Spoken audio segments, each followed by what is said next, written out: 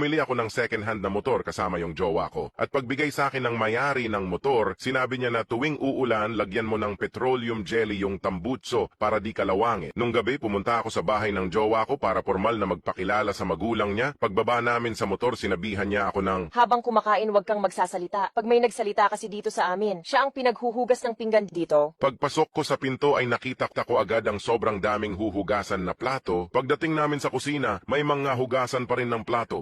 Pagtingin ko sa kubeta nila, may platong pa ring nakakalat. Umupo kami sa mesa, wala pa ring nagsasalita. Napansin ko na wala talagang magpapatalo sa mga to, kaya lumapit ako sa jowa ko at hinalikan ko ito. Wala pa ring nagsalita. Lumapit pa ako at hinawaka ko ang dibdib nito, pero wala pa ring nagsalita. Kaya ang ginawa ko, pinuni ko ang damit nito. At may nangyari sa aming dalawa sa harap ng magulang niya. Galit na galit ang mag-asawa pero wala pa rin talagang nagsasalita. Tinignan ko ang nanay niya. Hinawakan ko ang dibdib nito at may nangyari din sa aming dalawa. Yung tatay niya ay galit na galit at ang nanay niya naman ay nahihiya pero pagkatapos nun wala pa ring nagsasalita. Pagkatapos nun biglang dumilim ang langit at nagsimulang umulan at naalala ko ang sinabi ng nagbenta ng motor sa akin. Kaya inilabas ko ang petroleum jelly sa bulsa ko habang nakangiti at biglang sumigaw ang tatay niya ng, "Okay sige, ako na ang maghuhugas ng pinggan."